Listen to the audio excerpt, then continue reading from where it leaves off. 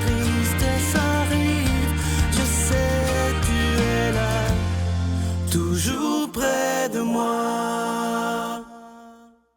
Bon lundi, bienvenue à votre émission La Victoire de l'amour. J'espère que vous allez bien ce lundi 15 mars. Aujourd'hui, j'aimerais tellement vous parler d'un sujet qui est tellement important pour moi. C'est une promesse de Jésus lorsqu'il nous dit qu'il nous donne une vie en abondance. Vous savez, depuis les 26 dernières années, je lis vos messages, je prends le temps de vous répondre et ce qui m'étonne à chaque fois, qui me fait de la peine, il y a beaucoup de gens, pas tous, là, mais il y a beaucoup de gens encore qui pensent que suivre Jésus, c'est une vie de sacrifice, une vie où la vie est difficile, une vie où tout est terne. C'est parfois l'image que beaucoup de chrétiens donnent malheureusement.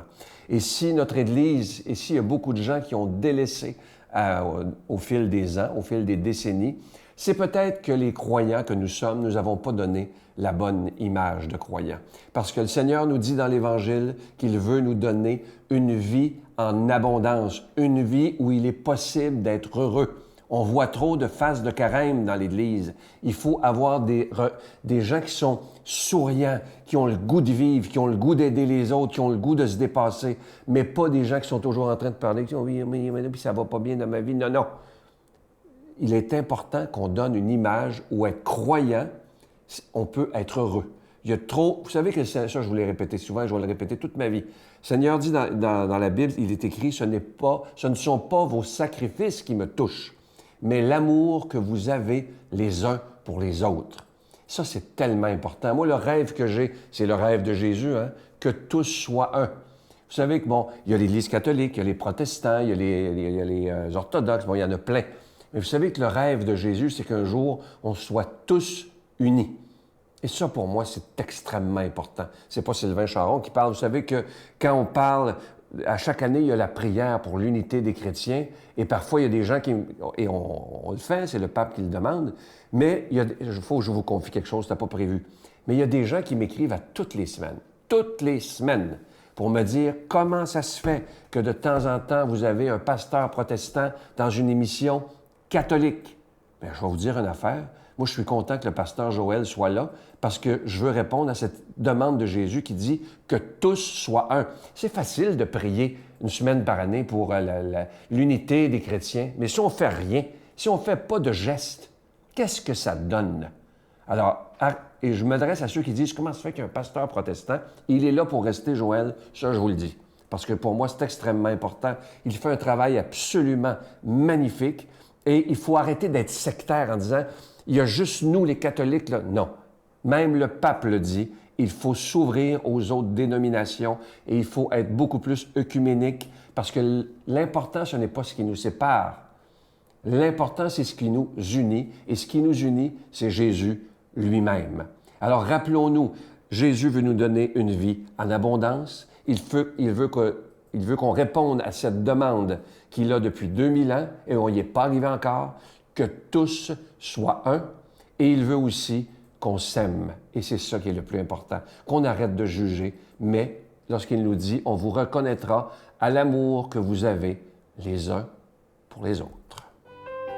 Notre Père qui es aux cieux, que ton nom soit sanctifié, que ton règne vienne, que ta volonté soit faite sur la terre comme au ciel. Donne-nous aujourd'hui notre pain de ce jour. Pardonne-nous nos offenses comme nous pardonnons à ceux qui nous ont offensés. Ne nous laisse pas entrer en tentation, mais délivre-nous du mal, car c'est à toi qu'appartient le règne, la puissance et la gloire pour les siècles des siècles. Amen. Mon Père, je m'abandonne à toi. Fais de moi ce qu'il te plaira.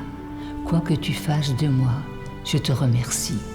Je suis prête à tout, j'accepte tout, pourvu que ta volonté se fasse en moi, en toutes les créatures. Je ne désire rien d'autre, mon Dieu. Je remets mon âme entre tes mains. Je te la donne, mon Dieu, avec tout l'amour de mon cœur, parce que je t'aime. Et que ce m'est un besoin d'amour, de me donner, de me remettre entre tes mains, sans mesure, avec une infinie confiance, car tu es mon Père.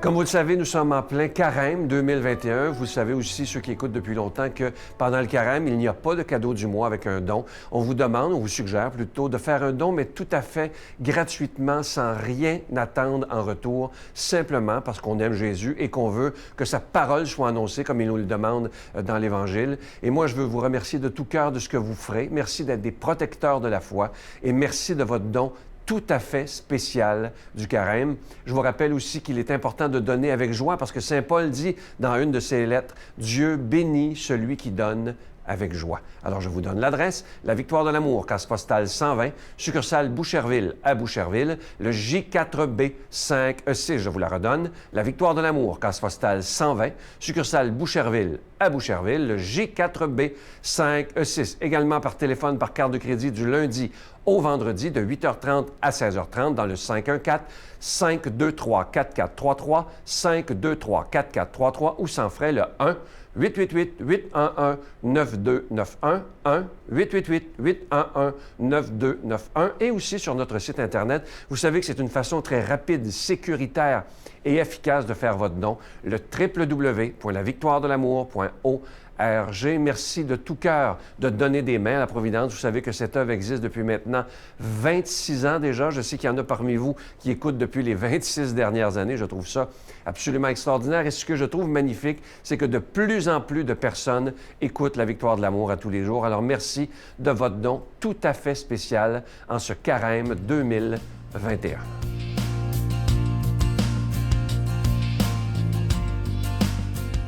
Mon Dieu, donnez-moi la sérénité d'accepter les choses que je ne peux changer, le courage de changer les choses que je peux et la sagesse d'en connaître la différence. Amen.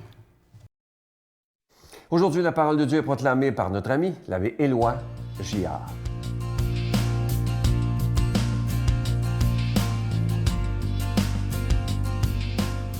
Et bon matin, mes amis. Très heureux de vous revoir. C'est toujours une joie pour moi, un privilège que de pouvoir échanger sur la parole de Dieu avec vous.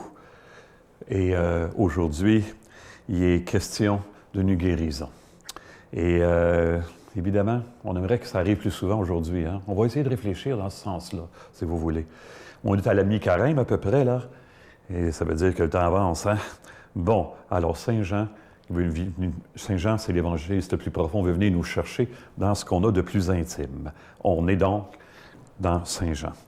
À Cana, où il avait changé l'eau en vin, un fonctionnaire royal vient trouver Jésus pour lui demander de descendre à Capharnaüm, guérir son fils qui était mourant.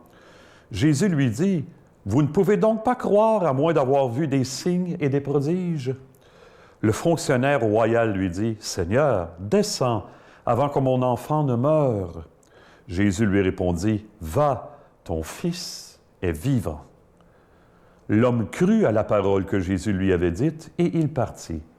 Ses serviteurs arrivèrent à sa rencontre et lui dirent que son fils était vivant et il voulut savoir à quelle heure il s'était trouvé mieux.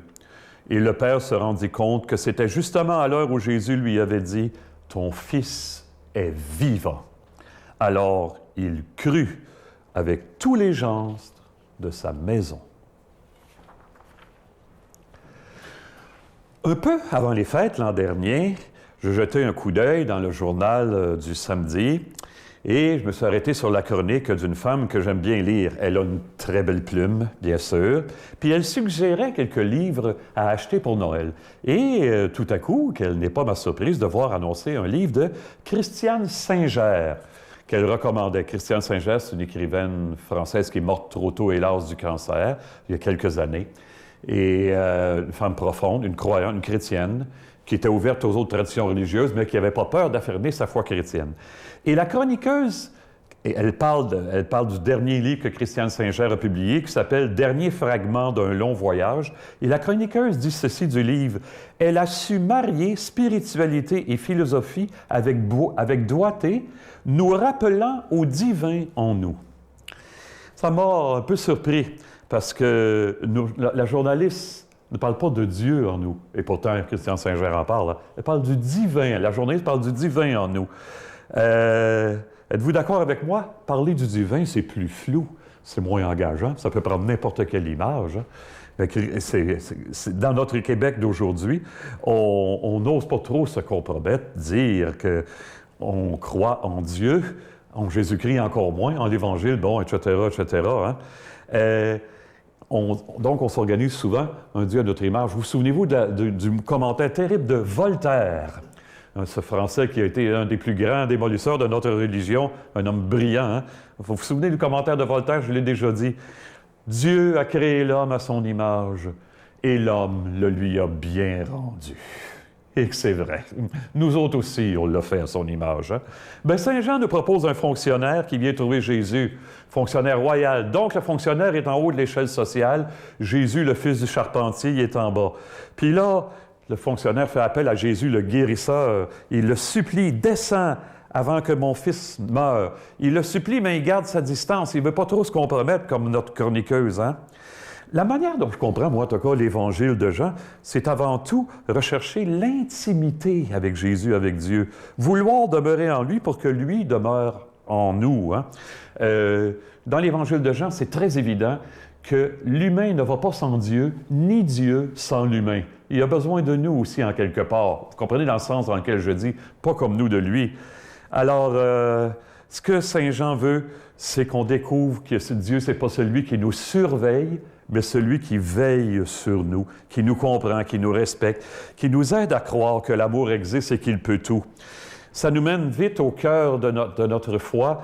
Ce jeune homme-là est guéri, mais ce n'est pas toujours le cas. Hein? Bien, c'est pour ça que je vous ai parlé de l'Évangile. J'ai parti de l'Évangile de Jean. Je connais plein de gens qui ont eu des proches malades puis qui ont tellement prié puis ils sont décédés quand même.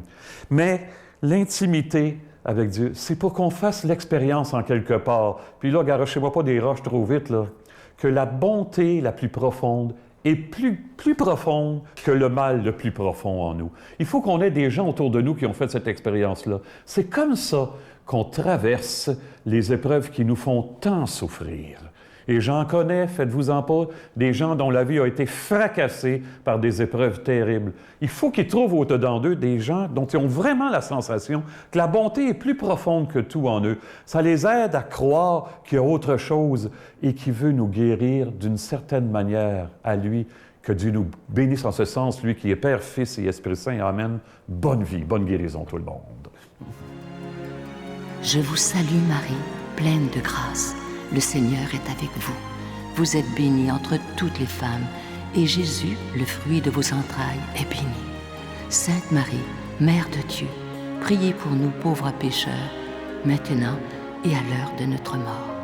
Amen.